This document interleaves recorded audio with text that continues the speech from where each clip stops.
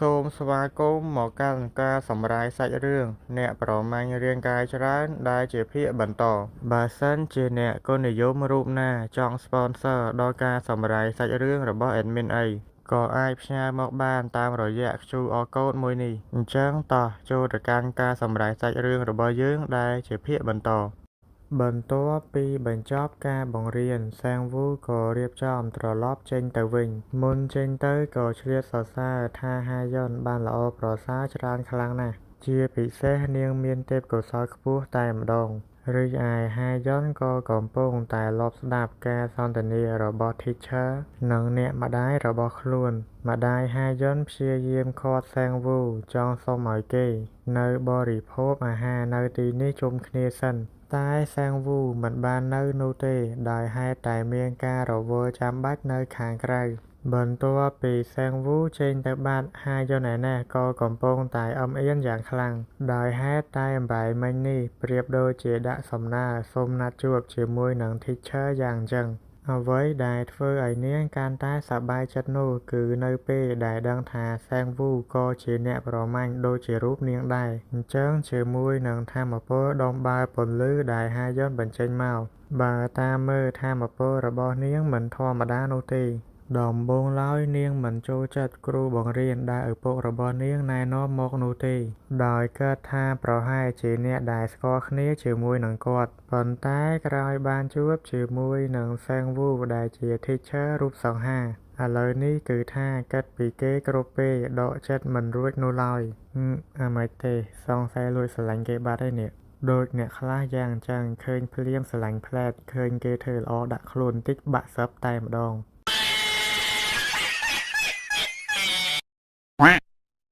រួចហើយសាច់រឿងកាត់មកកាន់សាំងវូដែលកំពុងធ្វើដំណើរទៅកន្លែងប្រមាញ់ទន្សាយស្នេហ៍ឯនេះវិញគេឆ្ងល់ខ្លាំងណាស់ថាតើការប្រមូលសាកសពទន្សាយស្នេហ៍រួចរាល់ហើយឬនៅពេលមកដល់ឃើញវត្តមាន CEO កាងនៅទីនេះដែរសាំងវូមានការភ្ញាក់ផ្អើលខ្លាំងណាស់បានជា CEO កាងមកទីនេះព្រោះគាត់ត្រូវពិនិត្យមើលការខុសត្រូវឲ្យច្បាស់លាស់ហើយនេះក៏ជាលើកទី1ផងដែរដែលគាត់បានតាក់ទងអ្នកប្រមូលសាកសពក្នុងការប្រមូលសាកសពទន្សាយស្នេហ៍ក្នុងទ្រង់ទ្រាយធំបែបនេះអញ្ចឹងចំនួនទន្សាយស្នេហ៍សរុបមានទៅដល់352ក្បាលឯណោះដូច្នេះ CEO កាងក៏បានសួរថាតើសាំងវូបានទទួលចំនួនទឹកប្រាក់ពីការប្រមាញ់សត្វបិសាចដែលគាត់បានផ្ញើឲ្យគេហើយឬនៅអញ្ចឹងដោយហេតុតែការរវល់ជាមួយនឹងការងារផ្ទាល់ខ្លួនសាំងវូគេមិនទាន់បានឆែកមើលនោះទេអញ្ចឹងចំនួនទឹកប្រាក់របស់សាំងវូនៅពេលនេះមានទៅដល់32លានវ៉ុនជាងឯណោះក្រោយឃើញទឹកប្រាក់ច្រើនយ៉ាងនេះក្នុងកងធនាគាររបស់ខ្លួនសាំងវូឡើងគាំងស្ញេញតែម្ដងបើតាមមើលទឹកប្រាក់ដែលគេទទួលបាននេះដូចជាលើសពីតម្លៃដើមអញ្ចឹងដោយហេតុតែស្គីរបស់សាំងវូនេះគឺលើសពីកម្រិត F ធម្មតាដូច្នេះ CEO កាងក៏ជួយដំឡើងតម្លៃស្មើទៅនឹងចំនួនដែល Hunter Rank E ទទួលបានដោយហេតុតែអញ្ចឹងហើយសាំងវូមិនមានអីក្រៅពីពាក្យថាអរគុណនោះទេនៅខណៈនេះផងដែរស្រាប់តែមានប្រូម្នាក់ដើរចូល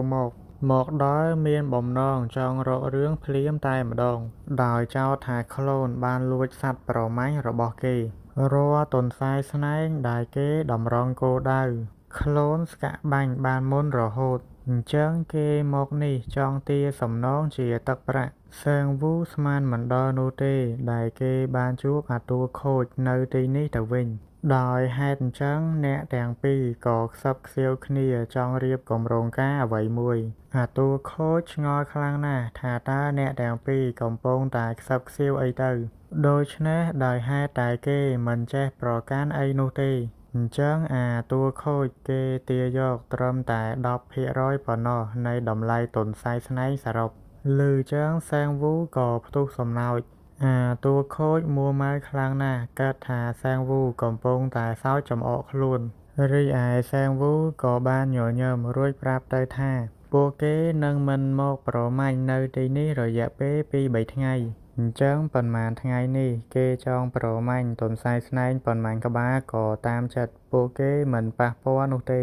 និយាយរួចក៏បបួល CEO កាងចាកចេញទៅឃើញគេហាក់មិនខ្វល់ពីខ្លួនបែបនេះអាតួខូចមួម៉ៅខ្លាំងណាស់ជាពិសេសក្រោយឮសម្ដីឌឺដងដោយមិនខ្វល់របស់សែងវូទ្រាំមិនបានអាតួខូចក៏បានយាដៃពេញមួយទំហឹងម៉ាត់សំដៅទៅកាន់ខ្លួនឃើញត្រីស៊ីនុយហើយសែងវូក៏ប្រាប់ខ្លួនឲ្យត្រៀមខ្លួននាទីដែលកណ្ដាប់ដៃដើរចំពេញកណ្ដាលមុខខ្លួនពេញមួយទំហឹងខ្លួនឯណោះក៏ដូចចិត្តទៀតធ្វើជាប៉ើងខ្ទប់មិនដឹងជាបុកអីខ្លះនោះទេខ្ទេចខ្ទីអស់ហើយឃើញខ្លួនក្អួតឈាមប្រៀបដូចជាទឹកសរោមបែបនេះអាតួខូចភ័យខ្លាំងណាស់ដោយហេតុតែមិញគេវាយតែបន្តិចសោះរីឯសែងវូក៏បានដៃទាញទូរស័ព្ទចេញមកថតជាពិសេសរាជសព្ទនិយាយរាយការណ៍ប្រៀបដូចជាអ្នកជំនាញយ៉ាងអញ្ចឹង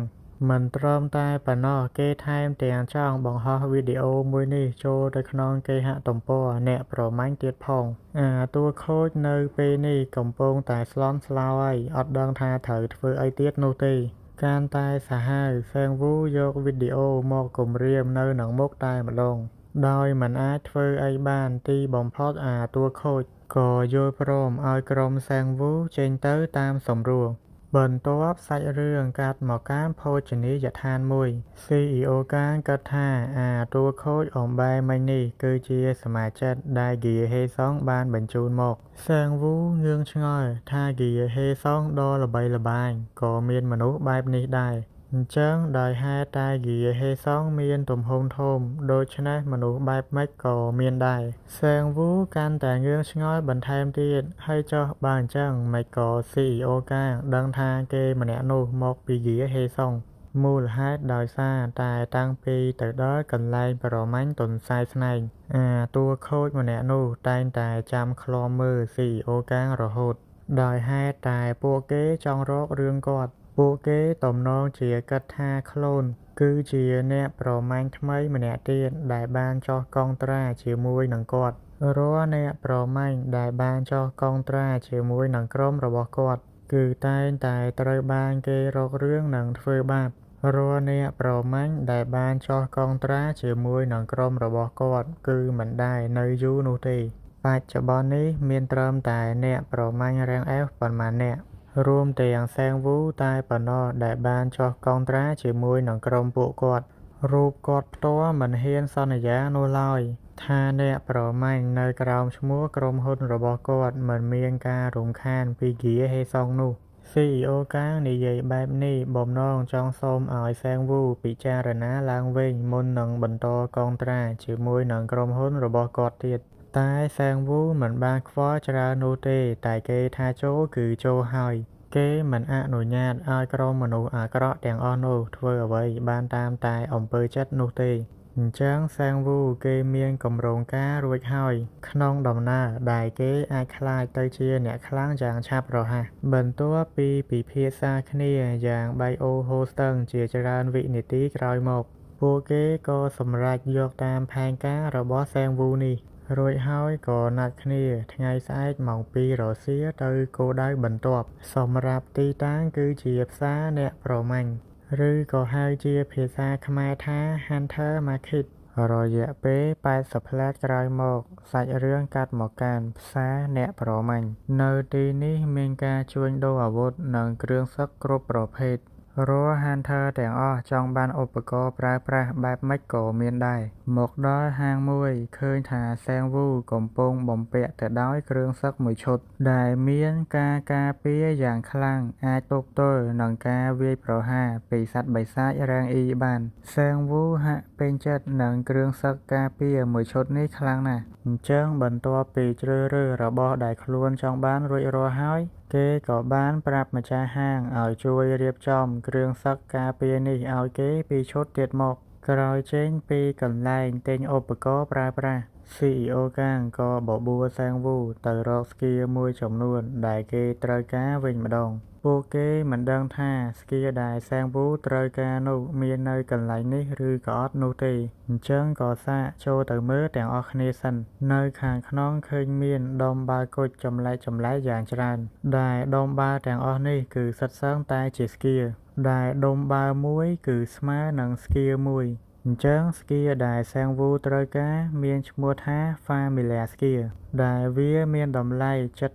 130លានវ៉ុនឯណោះគ្រាន់តែឃើញតម្លៃមហាសាលបែបនេះសាំងវូបាក់ទឹកចិត្តពេញមួយទំហឹងតែម្ដងអញ្ចឹងដោយហេតុតែដើរដល់ផ្លូវតរហើយសាំងវូក៏សម្រេចចិត្តចង់សុំខ្ចីប្រាក់មួយចំនួនពី CEO កាងសិនដូច្នេះ CEO កាងអាចចាត់ការឲ្យសាំងវូខ្ចីបានប្រហែលជា50លានវ៉ុនឮចឹងសាំងវូសប្បាយចិត្តខ្លាំងណាស់ប្រាប់ថាគេនឹងសងវិញជាការបង់រំលោះប្រាប់គាត់កុំបាច់បារម្ភគិតច្រើនអីបើសិនជាគ្រប់យ៉ាងដើរតាមគម្រោងការគេប្រាកដជាអាចរកប្រាក់បានលឿនយ៉ាងឆាប់រហ័សបន្ទាប់សាច់រឿងកាត់មកកាន់កន្លែងស្នាក់របស់សាំងវូឯនេះវិញមកដល់ភ្លាមគេក៏ប្រញាប់ប្រញាល់មើលតាមការណែនាំដើម្បីដំណើរការក្នុងការទទួលបានស្គី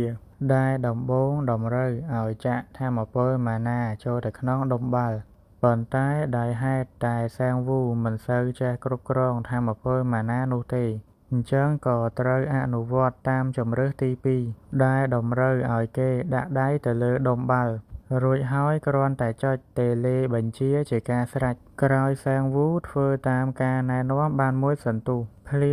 មស្រាប់តែមានពន្លឺយ៉ាងខ្លាំងពន្លឺឡើងភ្លឺឆ្វាចបន្តិចក្រោយមកសាំងវូក៏ទទួលបានស្គីដែលមានឈ្មោះថា Familiar Skier ដោយជោគជ័យដែលបច្ចុប្បន្ននេះវាមានកម្រិតមួយសមត្ថភាពរបស់វាអាចធ្វើឲ្យអ្នកប្រើប្រាស់បែងចែកស្មារតីផ្លូវចិត្តទៅលើសត្វចិញ្ចឹមឬក៏អ្វីដែលអ្នកប្រើប្រាស់បានកោះហៅឡើងមកបន្ទាប់ពីទទួលបានស្គីរួចរាល់ហើយសាំងវូក៏ចាប់អារម្មណ៍ដឹងថាពេលនេះដុំបាល់ស្គីបានរលាយបាត់ទៅហើយអញ្ចឹងភ្លាមក៏កោះហៅខ្លួនទាំងពីរចេញមកដើម្បីដំណើរការផែនការបន្តទៀតអញ្ចឹងត្រឡប់ថយក្រោយវិញពួកគេទាំងពីរនឹកស្មានមិនដល់ចំពោះលទ្ធផលដែលខ្លួនប្រមាញ់បាននោះទេសាំងវូក៏បានពន្យល់ប្រាប់ដែរថាចំពោះខ្លួនគេម្នាក់មានសមត្ថភាពស្មើនឹងថាមពលរបស់គេ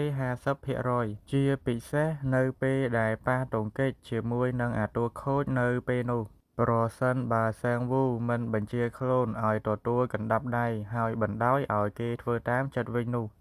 តួខូចប្រកាសជាខ្ចប់បោះខ្លួនមិនខាននោះឡើយដូច្នេះមានន័យថាទោះបីជាខ្លួនមានស្តេពទាបក៏ដោយប៉ុន្តែពួកគេមានសមត្ថភាពខ្ពស់ខាងកម្លាំងកាយអញ្ចឹងសាំងវូមានបំណងចង់ឲ្យខ្លួនទៅហ្វឹកហាត់សមត្ថភាពប្រយុទ្ធគៀកនិងសមត្ថភាពប្រយុទ្ធឆ្ងាយរហូតទាល់តែដល់ដែនកំណត់របស់ពួកវាសាច់រឿងកាត់មកកាន់កន្លែងហ្វឹកហាត់ខ្លួនទាំងពីរនៅកន្លែងពីរផ្សេងគ្នាក៏កំពុងតែមកទទួលការហ្វឹកហាត់អ្នកដែលនៅកន្លែងហ្វឹកហាត់គិតថាការហ្វឹកហាត់មួយនេះគឺពិបាកខ្លាំងណាស់សម្រាប់ខ្លួនដែលជាអ្នកថ្មីថ្មោងទោះបីជាគេគឺជា Hunter ក៏ដោយជាមួយនឹងអាវុធនៅក្នុងដៃដោយម្នាក់កាន់ដំបងនិងម្នាក់ទៀតកាន់កាំភ្លើងខ្លីខ្លួនទាំងពីរក៏ចាប់ផ្ដើមធ្វើការហ្វឹកហាត់ឥតឈប់ឈរមានគ្រប់ក្បាច់គ្រប់ស្នៀតអ្នកនៅកន្លែងហ្វឹកហាត់គ្មានអីក្រៅពីភ្ញាក់ផ្អើលនិងសមិទ្ធផលដ៏អស្ចារ្យរបស់ខ្លួនទាំងពីរនោះទេ